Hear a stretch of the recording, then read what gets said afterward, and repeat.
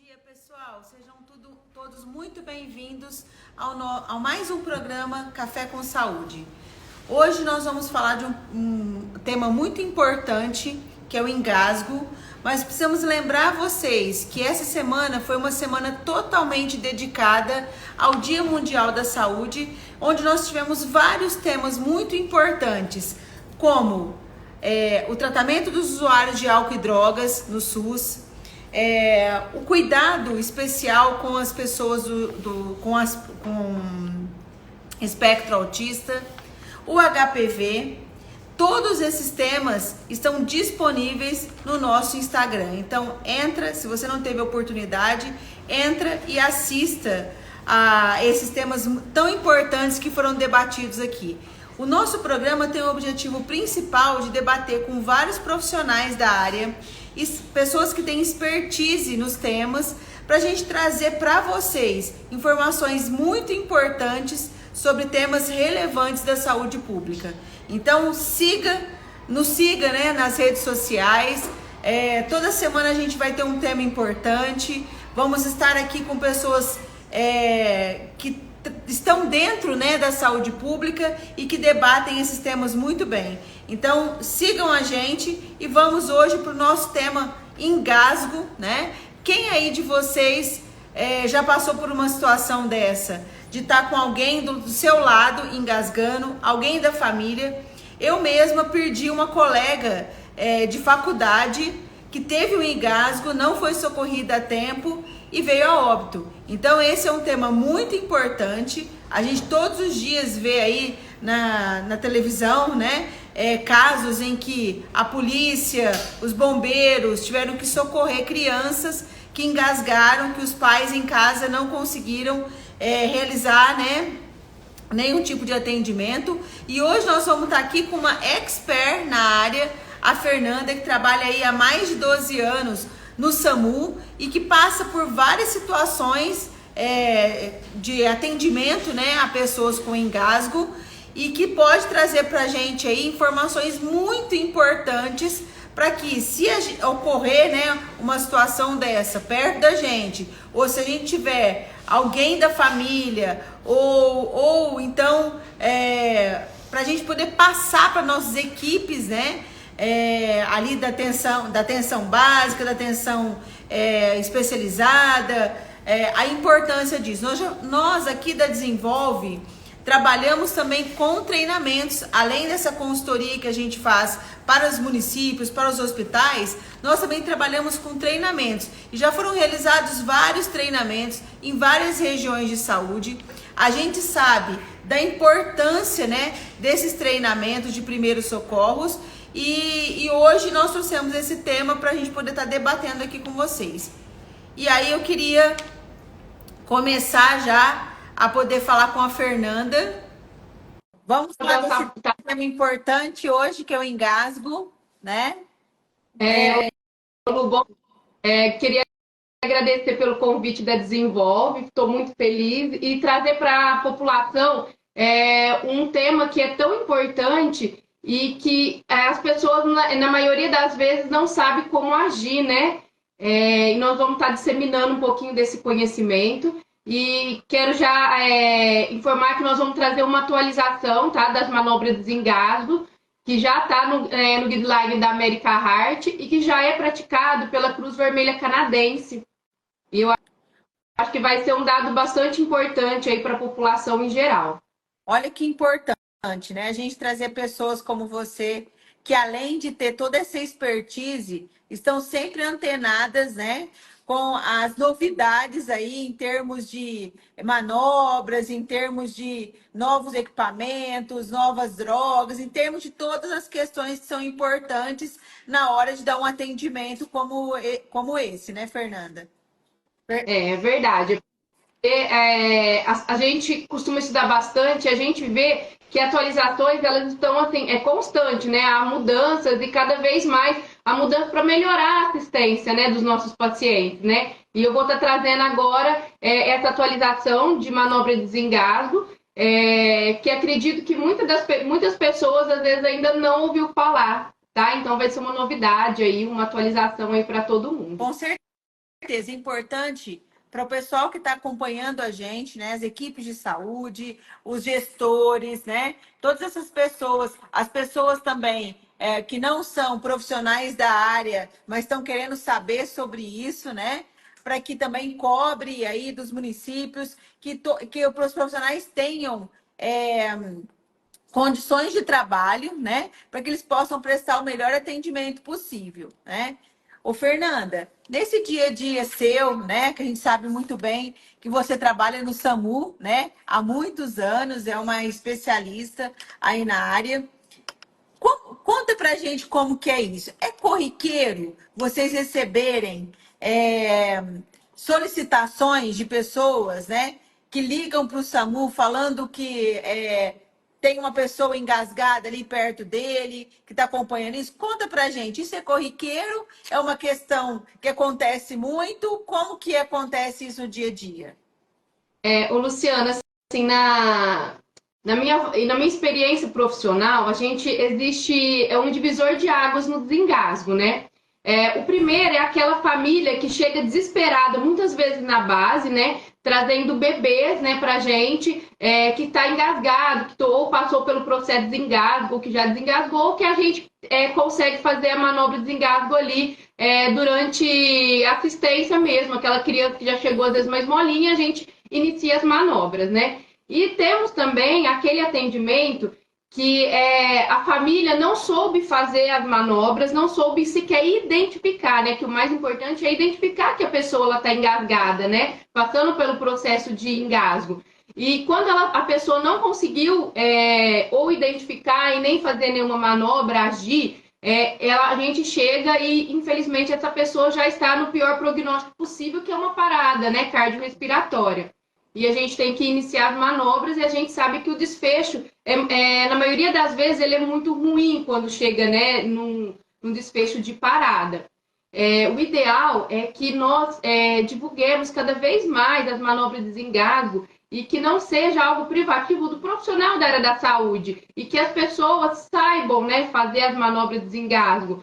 Antes mesmo que a gente chegue, né? Porque imagine, você tem uma criança que engasgou, né? Estava brincando com algum objeto, colocou o objeto na boca e engasgou. Até a gente chegar, até receber esse chamado, né? Cair na central e a gente chegar, vai demorar aí cerca de no mínimo uns 10 minutos, né? E dependendo da localização, às vezes esse período de deslocamento da viatura ele é maior.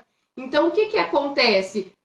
Isso a pessoa já vai ter evoluído, né, a uma parada cardiorrespiratória e que isso é muito ruim. Então, por isso que essas lives, né, essas divulgação dessas manobras, de como que a gente faz, ela é muito importante, né? Então, nós temos, né, aquela manobra de engasgo, né, que é trazida para a gente, né, dentro do nosso serviço, né, que são as procuras espontâneas.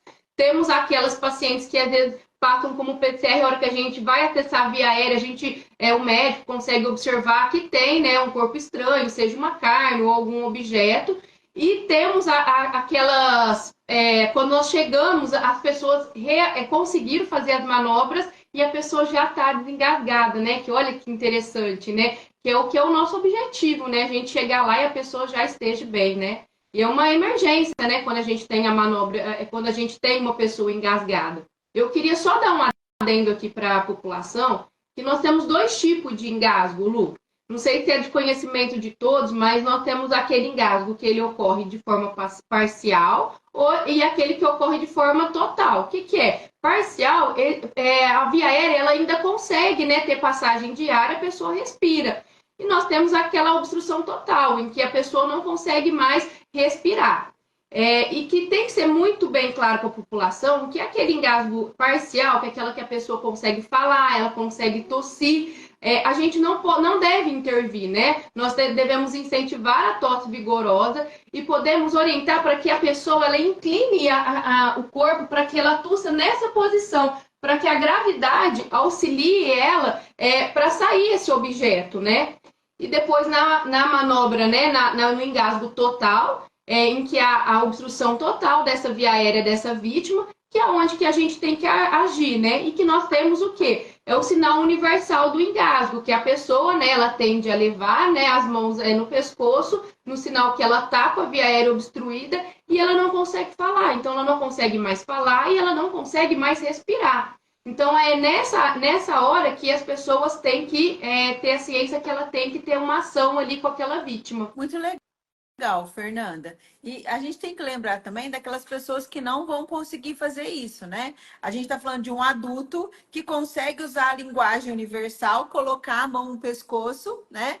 Simbolizando que ele que ele não tá conseguindo respirar, mas nós temos os bebês ou as crianças que ainda não falam, que nós não vamos ter essa possibilidade, né? Então é muito comum a gente assistir aí. Principalmente nos noticiários, aquela mãe desesperada que chega com um bebê engasgado nas bases da polícia militar, do bombeiro, né?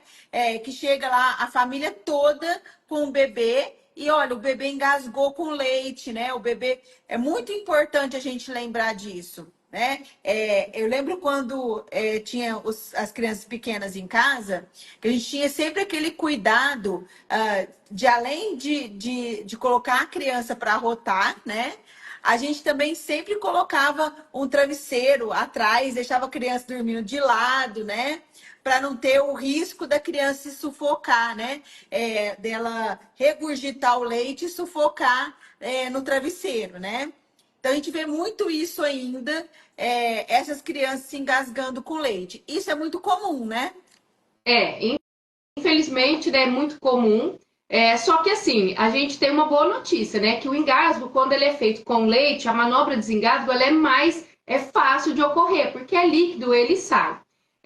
Então, o que que acontece? A gente tem que ter o cuidado mesmo da criança arrotar, só que hoje a gente já não orienta mais as mães a deixar a criança em decúbito lateral, né? De ladinho, igual a gente fazia, né, antigamente. Que hoje já os estudos comprovam que há um risco de mal súbito, né, daquela criança falecer no bercinho. Então, eles falam que é para a gente colocar sempre, né, a criança em decúbito dorsal, né, horizontal. Que eles falam que a criança ela tem o instinto, às vezes, de virar o rostinho, né? Então, risco maior da gente virar ele do lado lateral, igual deixávamos, da criança ter um mal súbito durante o sono, né? Então, isso também já é uma atualização que vem mudando, né, com o passar dos anos. Mas como que a gente vai, né? Eu acho que a sua pergunta é como que a gente vai identificar, né? Que esse bebezinho, ele tá engasgado, né? A pessoa maior é instintivo, né? A gente tende a levar, a demonstrar que a gente não tá conseguindo respirar. Os bebês, né? Como que eles vão ficar? A gente vai olhar que eles vão ficar com a boquinha, né? Com a face começa a ficar roxinha, né? A gente fala cianótica, né? Então começa a ficar mais roxinha. Conforme vai passando o bebê, ele começa a ficar mais molinho, né? Que a gente fala que perde o tônus muscular e vai ter uma outra manobra. E a criança, o bebê, ele não consegue respirar. Você olha o bebê, você vê que ele não respira, né? Ele não tem movimento tóraco-abdominal, do tórax ou do abdômen ali elevando, e ele começa a ficar mais roxinho, né? Aí que a gente tem que agir com esse bebê, né? O bebê, enquanto ele apresenta tosse, é a mesma coisa. O que eu vou fazer com esse bebê? Eu não vou intervir. Se ele está tossindo, a tosse nada mais é do que algo instintivo, que é para poder sair aquele líquido, aquele objeto que saiu, que entrou na via aérea que não era para entrar. Então, a tosse é uma defesa que nós temos no nosso organismo.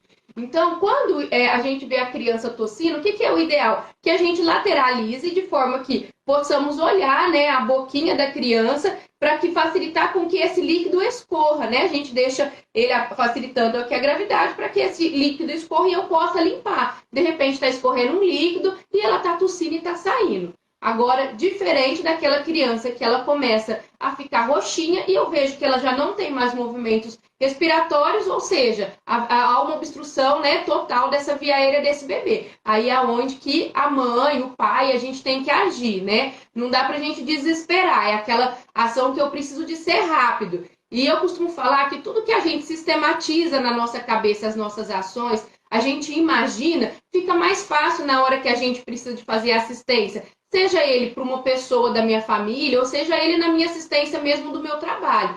Então, aconteceu, olhei, o bebê está tossindo, então lateraliza o bebê e se tiver saindo, escorra. Evoluiu, você vê que o bebê não está conseguindo mais respirar, é onde que eu vou ter que agir. Então, que tem uma obstrução total dessa via aérea. Então, como que é que eu vou fazer essa via aérea? Primeiro, quando a gente vai fazer, ou eu vou estar ajoelhada, ou eu vou ter que estar sentada. Eu vou mostrar em pé essa manobra, mas pela logística aqui da filmagem para poder ver. Mas eu quero que todos saibam que a gente tem que estar sentado ou ajoelhado no chão. Por quê? Existe um risco do meu nervosismo fazer com que esse bebê caia, né? Saia, escape da minha mão e caia. Então, se eu tiver bem alta, o TCE, né, vai ter um traumatismo craniano e pode prejudicar esse bebê. Então, sempre essa manobra que eu vou mostrar para vocês agora, que seja feita com a gente agachado ou sentado na cadeira, tudo bem? Então, como que seria? Ó, sempre eu vou fazer com que a gravidade ela atue ao meu favor, né? Como que essa gravidade vai ser ao meu favor? Eu não quero que escorra esse líquido, então o bumbumzinho mais para cima e o roxinho do bebê vai estar mais para baixo. O que as pessoas têm que saber? Eu não posso deixar o bebê assim, ó. Dá para ver aí, Lu? Que o bebê, ó, ela não está aberta. Mas eu também não posso fazer uma hiperextensão desse pescoço do bebê. Eu tenho que deixar ele aqui ó, numa posição anatômica, segurando a face do bebê e vou posicionar ele mais para baixo. Lembrando que eu estou sentada ou ajoelhada no chão. E vou fazer golpes dorsais. Aonde? Entre as escápulas, interescapular, nas costinhas do bebê. Vou utilizar aqui a região hipoternária da minha mão, que é essa região aqui, e vou fazer 5 golpes. 1, 2, 3, 4, 5. Aí eu viro o bebê, olha como a passagem, ó, ela é fácil. Viro o bebê na minha mão e vou olhar. O bebê chorou? Se o bebê chorou, ele desengasgou. Não, Fer, ele não chorou. Ele continua ali roxinho, mas ele ainda tem tônus muscular. Ele ainda tá se mexendo. O que eu vou fazer? Vou fazer 5 compressões torácicas, região do mamilo, no meio do tórax do bebê e vou fazer 5 compressões. 1, 2, 3, 4, 5. Lembrando que ó, a gravidade é ao meu favor, a face do bebê sempre mais abaixo. Olha a via aérea. Consigo olhar se tem algum líquido ou se tem um objeto? Se eu consigo observar, eu retiro com os 2 dedos em pinça. O que a gente não pode é procurar na boca no bebê, fazer varredura cega. Simplesmente sair procurando algum objeto, alguma coisa que eu possa empurrar e prejudicar. O bebê chorou? Se chorou, a manobra está bem sucedida. Se ele não chorou, volto o bebê e vou fazer as manobras novamente. Vou fazer até quando, Lu? Até o bebê chorar ou ele evolui para inconsciência. Como que a gente sabe que o bebê está inconsciente? Ele não tem mais tônus muscular, então ele fica aquele bebê largadinho. Bebê largadinho, o que a gente tem que fazer? Vai ser compressões torácicas, que é a RCP, tá? Só um adendo, assim, que às vezes eu sei que não é o foco, caso aconteça da gente ter que fazer RCP num engasgo, que evolua, né? Que a pessoa evoluiu de rebaixamento do nível de consciência, ou seja, perda do nível de consciência durante o engasgo, o que eu tenho que fazer? Vou fazer RCP. A RCP é igual a gente faz a RCP normal, com uma diferença. Sempre antes de eu ventilar, de eu acessar a via aérea, eu vou olhar essa via aérea. Se eu observar esse objeto, eu retiro com os 2 dedos em pinça. Peguei esse objeto e retirei e depois eu vou fazer as 2 ventilações, tá certo? Se eu tiver na área da saúde, eu tiver o meu material o AMBU, né, bolsa, válvula, máscara, né, que a gente fala ventilação por pressão positiva, mas o nome que todo mundo conhece, que é o nome comercial, que é o AMBU, né? A gente vai fazer as ventilações nessa criança, tá bom? Então, essa que vai ser a única diferença da RCP, que antes de ventilar, a gente sempre olha a via aérea procurando esse objeto. O Fer, muito importante. Dentro disso que você está falando, existe alguma situação que torna o engasgo um acidente em potencial? Sim, com certeza, Lu. Que nós temos? Se a gente for parar para olhar nas notícias, né? Engasgo, principalmente de crianças ou de adultos, quando que ela ocorre, né? Geralmente, durante a gente está conversando, a gente está se alimentando e eu estou conversando. Então, a gente está aqui batendo um papo, aí eu estou aqui conversando, de repente a gente está rindo, a gente está brincando, aí o que acontece? Aí, na minha emoção, eu aspiro, né? Então, esse alimento, ele vai para a minha via aérea, né? Então, isso faz com que há um potencial, né, da gente engasgar. Outra coisa, às vezes aquela criança que às vezes não se alimenta direito e a mãe fica tentando dar comida, né, para a criança enquanto ela tá o quê? Brincando, né? Então aí a mãe vai lá, brinca. Isso também potencializa o risco do engasgo, né? Outra coisa que a gente tem também são objetos pequenos, né? Para crianças, né? Então isso é um potencial também de gravidade, né? E existe uma regra que eu não sei se é de conhecimento, né, da maioria das pessoas, mas que é a regrinha do rolo do papel higiênico. Vocês já ouviram falar? Não.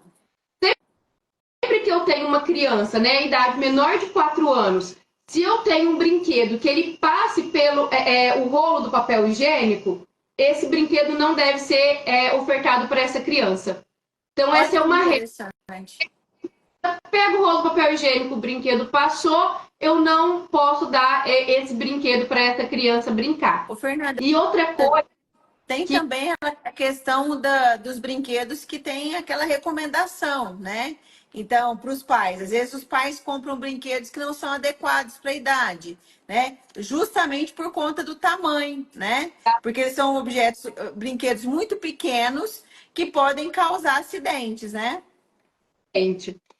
E outra coisa também, Lu, que eu acho que é um potencial, acho, não tenho certeza, é quando a gente começa a alimentar as nossas crianças, começa a ofertar frutas. Então, nós temos que ter muita atenção com determinadas frutas. Por exemplo, a uva. A gente nunca dá a uva ela inteira, porque ela pode ser um obstrutor da via aérea, né? E obstruir ele total. Acerola, eu peguei recentemente um incidente dentro da escola que você estava falando no começo aí da live, eu não estava conseguindo entrar, mas eu estava escutando vocês falarem. Dentro da escola, então, assim, dentro da creche, uma criança engasgou com uma acerola, entendeu? Infelizmente, ela evoluiu a óbito. Então, são cuidados que parecem pequenos, e a gente acha que a criança ela consegue, né, às vezes, manusear esse alimento, e não, às vezes ela está ali brincando e pode engasgar, né, e infelizmente a gente pode vir a perder, né, uma criança por, às vezes, uma bobeira, né? É isso mesmo.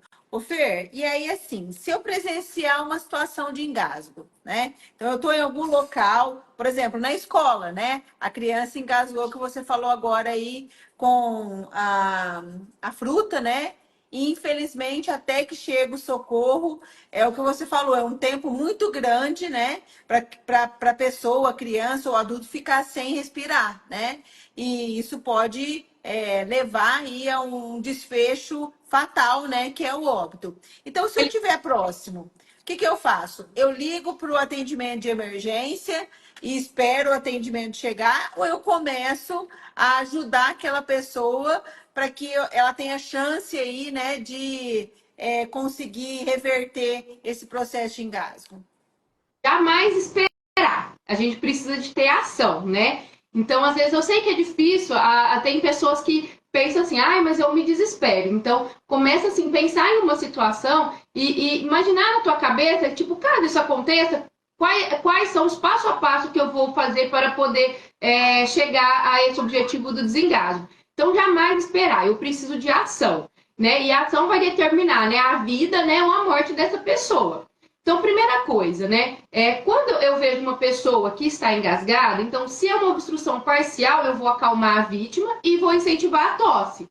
Agora, se de repente, durante esse engasgo, eu vejo que ela evoluiu, né? Pode ser que ela estava com uma obstrução parcial e essa obstrução depois ficou, né, total. Então, eu preciso de ter ação. O que os protocolos falam? Primeira coisa, se eu tiver uma pessoa que eu sinalizo, ó, você, por favor, liga para o 192, ok. Mas vamos imaginar que eu sou o último socorro daquela pessoa, só tá eu e ela ali. Primeira coisa, você tem que fazer a primeira manobra. Então, você vai iniciar a primeira manobra, não foi bem sucedida, a gente já liga para o 192. Hoje, graças a Deus, nossos telefones, né, a grande maioria tem o alto-falante, né, que a gente liga no Viva Voz, né?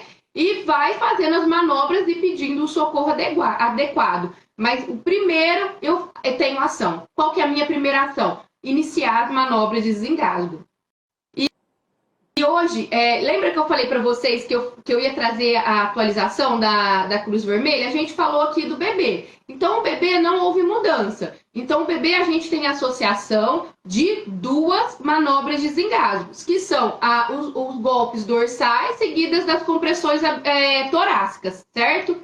Quais são Nós temos 3 tipos de manobras de desengasgo. Eu sei que muita gente, às vezes, nunca ouviu falar que, normalmente, o que é disseminado, né? A manobra de Heimlich, que hoje em dia a gente não utiliza mais essa nomenclatura, tá bom? Hoje em dia, a atualização é golpes abdominais, tá bom? Então, a gente não utiliza mais manobra de Heimlich. Hoje em dia, não se utiliza mais.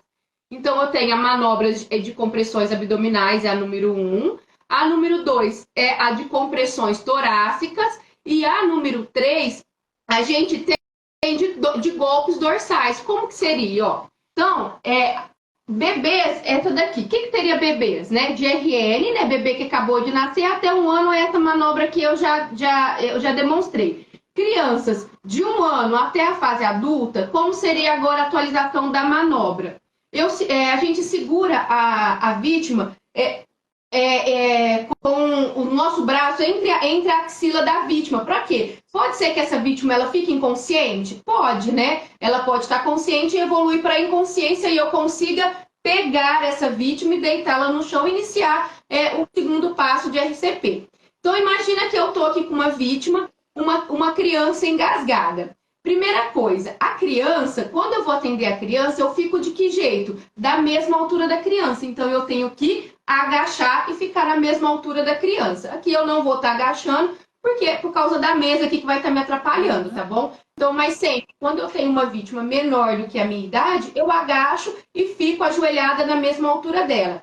O contrário se eu tenho uma vítima muito alta e eu sou muito pequena, eu peço de forma imperativa, agacha no chão, ajoelha no chão. A pessoa vai ajoelhar, vai ficar do meu tamanho e eu consigo fazer. Então, são 2 situações que eu acho muito importante a gente falar. Então, como que é? A gente coloca a vítima aqui, a gente tem que inclinar, né, a cabeça dela e vou dar 5 golpes dorsais.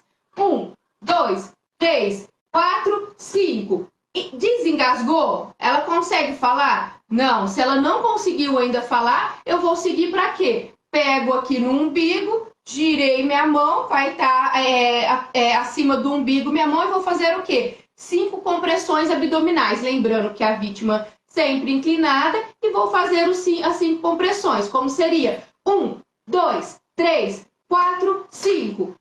A pessoa, a vítima, ela desengasgou? Se ela desengasgou, ela vai conseguir falar comigo e vai falar, nossa, agora tá tudo bem. E ela vai ter colocado para fora, né, esse objeto, né? Agora, se ela não conseguiu, se eu fiz a manobra e ela continua engasgada, eu volto para cá. 1, 2, 3, 4, 5. E volto a fazer as compressões até ela desengasgar. Ou ela ficar inconsciente. Ficou inconsciente, coloco ela no chão.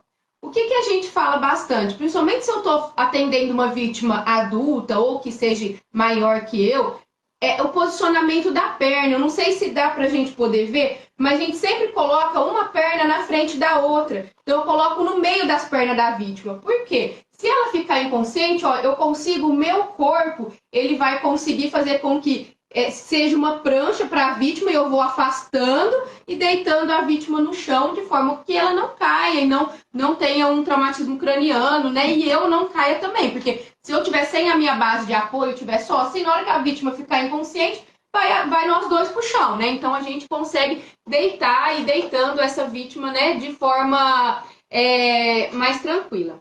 E eu falei que tem a terceira técnica, né? Que são as compressões torácicas. Por que tem as compressões torácicas? Eu tenho 2 tipos de vítimas, né? Eu não posso fazer compressões abdominais em bebês, por isso que ela é torácica, e não posso fazer essas compressões em gestantes. Porque, gestante, ela é contraindicação absoluta, a gente tá fazendo os golpes abdominais, né? Claro, pelo bebê, né? Que a gente pode estar lesionando ali. Então, quando a gente vai atender uma gestante, imagina que tá com o barrigão aqui, ao invés de eu posicionar essa minha mão no abdômen dessa vítima, eu vou posicionar onde? Na região do tórax, onde a gente faz RCP. Sabe, no centro do tórax, a gente posiciona, a mão assim, olha, dá pra ver? Pra ver. E os golpes dorsais, certo? Ou, então, essa técnica também, ela é muito utilizada, imagina pacientes obesos, né? Que às vezes a circunferência abdominal, eu não consigo acessar a circunferência abdominal. Onde que a gente vai fazer a manobra de desengasgo? Também no centro do tórax. Lembrando que, segundo a atualização agora da Cruz Vermelha Canadense, eu sempre vou fazer a associação de duas técnicas. Quais seriam essas duas técnicas? Os golpes dorsais, são 5 golpes dorsais. 1, 2, 3, 4, 5. Seguido de 5 golpes abdominais ou torácicos. Da vítima que a gente estiver atendendo. Ficou claro? Sim, ficou muito claro. Excelente, ficou muito bom mesmo. E aí, você sabe, assim, dado só interessante, desculpa te interromper. Por que né, os protocolos hoje falam muito dos golpes dorsais e que nós iniciemos pelos golpes dorsais? Porque ele tem menos risco de lesão e ele tem alto índice de desengasgo. Então, quando a gente fala, né, da gente fazer a compressão abdominal, a gente acaba tendo órgãos nobres ali, né? Então, a gente tem fígado, baço, que a gente pode lesionar. Então, muitas das vezes, quando a gente dá os 5 golpes dorsais, a vítima já desengasga e a gente não tem necessidade de fazer as compressões torácicas ou abdominal dessa vítima. Ótimo. Ô Fer, e aí uma coisa importante que a gente precisa trazer para quem está agora nos acompanhando. O que eu jamais posso fazer quando eu me deparo com uma pessoa aí se engasgando? O que eu não posso fazer? Não agir. A gente tem que agir, a gente tem que ter ação. Então, ação, né, de iniciar as manobras, de pedir por ajuda, porque a gente precisa de ajuda, seja serviço médico de emergência, né, 192, né, que é o SAMU, 193, a gente tem que ter ação, né, a gente não agir, isso não pode estar no nosso checklist, então a gente vai ter que ter uma ação. Então, a nossa ação primeira vai ser iniciar as manobras e depois nós vamos pedir por ajuda. O que a gente também não pode fazer? A gente tem que ter na nossa cabeça que não são todas as vítimas de engasgo que nós vamos iniciar manobras. Então, lembra que eu falei que a vítima com obstrução parcial, a gente não vai fazer manobra. A gente só fica ali olhando ela, incentivando tosse vigorosa. E o que eu não devo fazer? O que eu não devo fazer é varredura à cega. Pegar, enfiar o dedo na boca da vítima e tentar procurar sem enxergar. Então, lembra que eu abro a boca e se eu conseguir observar aquele objeto, eu retiro sempre com os 2 dedos em pinça. Ótimo. E mais uma coisa importante. E se eu for a pessoa engasgada? Como que eu procedo? Se eu for a pessoa engasgada, a gente tem, às vezes, até umas discussões de pessoas que discutem sobre a manobra. Então, o que acontece? Nós temos os princípios. Qual que é o princípio da manobra de desengasgo, né? É a compressão abdominal ou torácica, que tem o objetivo de fazer o quê? Fazer uma pressão intratorácica, fazer com que esse objeto saia, né? Empurra, aumente essa pressão e esse objeto saia. Então, esse é o princípio da gente fazer as manobras de desengasgo. Eu quero só que entendam que na literatura, na Cruz Vermelha Canadense, ele traz a manobra de alto desengasgo porque segue o mesmo princípio. Só que é muito difícil haver estudos quando a pessoa se autodesengasgou. Porque se você se autodesengasgou, você não vai estar participando de um estudo para poder ir para a literatura. Então, isso acaba dificultando. Mas nós vamos estar fazendo o quê? O que não dá é a gente não agir. Lembra que eu falei para vocês? Nós sempre temos, em caso de emergência, a gente tem que ter uma ação. Nós temos que ser calmos nessa ação. Então, o que é recomendado? Eu posso utilizar aqui, ó, o encosto da cadeira. Então, onde que eu vou posicionar, ó, no meu abdômen, acima do meu umbigo, e vou fazer o quê? Soltar o meu peso do meu corpo para que haja esse desengasgo. E solto. E vou até desengasgar. Claro que na hora a gente tem que fazer com mais força, né? Ou eu posso utilizar o braço do sofá, né? Que às vezes não tem risco de virar, mas a gente vai fazer com o mesmo princípio e a gente forçar para que esse objeto saia. Muito importante. Vendo, né, tudo que a gente conversou até agora, a gente observa o quê? que uma das questões principais, né, norteadoras aí dessa discussão, de como a gente diminuir, né, o número de acidentes, né, por engasgo, é a informação, né? Então, as pessoas procurarem esse tipo de informação, fazer isso que a gente tem feito agora, né, nessa semana, trazendo vários temas aí importantes, como esse tema do engasgo, né? Porque você mesmo colocou, olha, uma criança engasgou com o lanche, né? E veio a óbito. Então, da importância da gente treinar as pessoas para essas técnicas, que não são técnicas difíceis, né? Se a gente for analisar, né, Fernanda, não preciso ser um profissional da área para realizar a técnica, né? A não ser que que esse engasgo evolua, né, para questões mais complexas, como você mesmo diz, a parada, e aí eu tenho que aplicar a técnica, né, do RCP, mas antes disso, antes dessa evolução, são técnicas simples, né, que qualquer pessoa pode estar manobrando, né, pode estar fazendo a técnica. Então, você acha que é importante, né, essa questão da informação, né, dos profissionais de saúde, dos gestores de saúde, trazer esse tipo de informação para a nossa população? Eu tenho certeza que informação ela é crucial. E ela não tem que ser detentora somente de nós profissionais da área da saúde, porque, como eu disse, muitas vezes, na hora que a gente chega, se ninguém fez nada, nós vamos deparar com uma cena muito trágica. Então, infelizmente, no nosso país, nós não temos educação continuada ou educação dentro das escolas para que os nossos pequenos eles tenham isso, né, enraizados nele, né? Para que eles possam saber. Se a gente pegar países de primeiro mundo, nos Estados Unidos, o que eles fazem? Eles ensinam as crianças nas escolas, né? Então, pequenininhos, sabem como fazer, como chamar, quando que eu ligo para o serviço médico de emergência, né? O que falar, né? Quando eu ligo, o que é importante. E eles já sabem iniciar essas manobras, né? Então, assim, eu acho que nós estamos engatinhando, né, no Brasil, que isso não tem que ser somente na área da saúde. Isso a gente percebe que há um abismo, né, até para os profissionais da área da saúde, de saber como agir em certas situações de emergência, porque acabam tendo medo, né, de como se colocar, de como agir, como fazer a manobra, né? Então a gente tem que divulgar essa informação cada vez mais, Lu. A gente tem a prova viva, que é a Lei Lucas, né? Que foi o Lucas foi um menino de Campinas, que eu não sei se vocês sabem, que infelizmente ele faleceu durante um passeio, né, da escola. E a mãe foi uma guerreira, né? E ela fez virar lei. Então é lei que todas as escolas hoje tenham treinamento, né? De todos os profissionais da área da educação para poder socorrer, né, as nossas crianças, né? Para que o desfecho não seja nem feliz, né?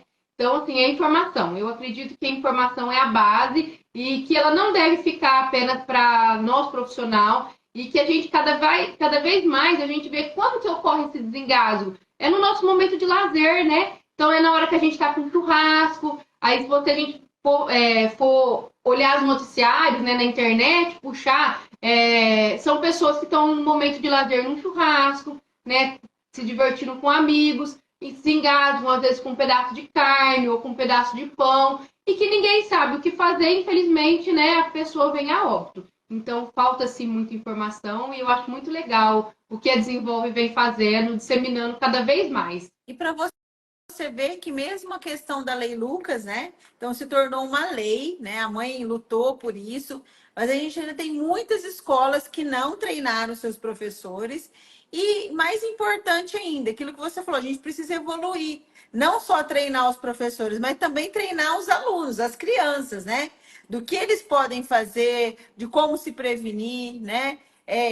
Também ter treinamentos para os pais. A gente precisa pensar em treinamentos que envolvam toda a comunidade, né?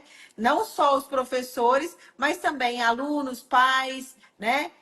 Para que essa responsabilidade de salvar vidas não fique só com nós, né, profissionais de saúde, mas que a gente divida, né, essa responsabilidade com todos, uma vez que questões simples, né, de manobras simples, podem salvar a vida de uma pessoa, né, que é o nosso bem mais precioso.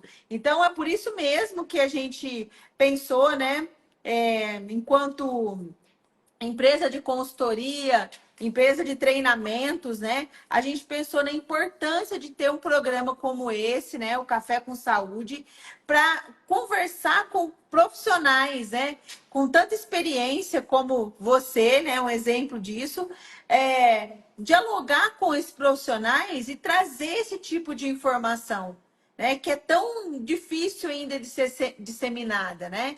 Então, para a gente trazer essas informações, essa semana a gente teve várias, né, lives aí em comemoração ao Dia Mundial da Saúde. A gente sabe a importância da saúde, né, para todos nós, né? E a gente quer continuar nesse caminho, né, com outros temas tão importantes, contar com você para que você possa trazer outros temas para a gente, né?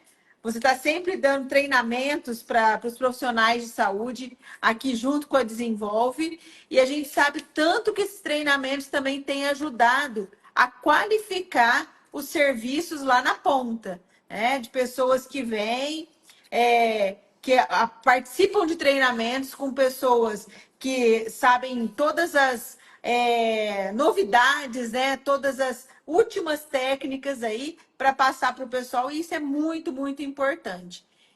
Eu queria deixar aí para você falar um pouquinho, que se a gente deixou de falar alguma coisa importante que você acha que ainda a gente precisa estar falando aqui nesse momento. Eu queria só fazer um relato pessoal meu, né? Eu estava no período de trabalho, eu estava até conferindo a minha viatura no início do plantão, e a equipe tinha, o pessoal estava ali conversando ali, sabe aquela história, tá? Todo mundo ali jantando, né? E tá conversando, e a gente teve uma colaboradora, né? Uma amiga nossa, que infelizmente ela veio a engasgar. Eu olhei pelo vidro assim, eu vi que tinha alguma coisa errada, e ela passou assim por todos os estágios. Ela teve uma obstrução parcial, que ela conseguia tossir. Ela evoluiu para uma obstrução parcial. Desculpa, ela estava com uma obstrução parcial, ela evoluiu para uma obstrução total, que ela já não conseguia mais falar e ela não conseguia mais respirar. E iniciei manobras de desengasgo, né, nela, de compressões abdominais, e graças a Deus teve êxito, né? E ela ficou na época muito assustada, falou assim: nossa, se eu tivesse sozinha, né? Ou se eu tivesse uma pessoa que não soubesse, né, como agir, né, o que teria acontecido? Então, assim, às vezes a gente pensa que isso é muito surreal, está muito distante disso acontecer, mas isso pode acontecer do nosso lado. Então, dá a importância da gente estar sempre preparado para a gente agir com segurança, né? E fazer o que tem que ser feito de forma correta, né? Na hora certa. E eu quero muito parabenizar, né, o grupo do Desenvolve por trazer um tema muito importante. E cada vez mais a gente tem que ser uma sementinha, né? Plantar para que isso seja disseminado e que isso não fique só para nós profissionais, ou para o pessoal da escola, ou para quem é bombeiro ou policial. Não, isso a gente tem que plantar dentro das escolas, mas para os nossos alunos e para os pais, né? Para que isso cada vez mais diminua, né, estatísticas, né? Estatística de óbito por uma vítima de engasgo, né? É isso mesmo.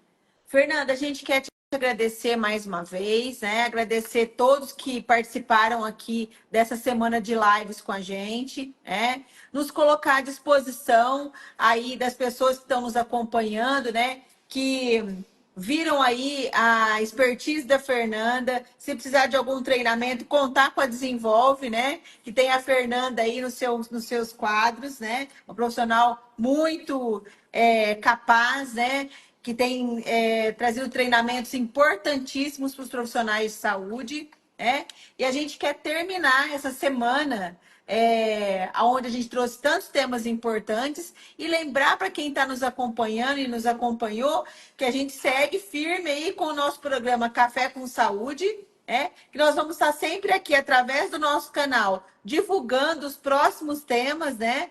Dos nossos próximos programas, e para vocês não deixarem de nos acompanhar, né? Sigam a gente no nosso Instagram, e vamos aí para os próximos temas que vão acontecer. Muito obrigada a todos, né? Todos tenham um excelente dia. Obrigada. Bom dia.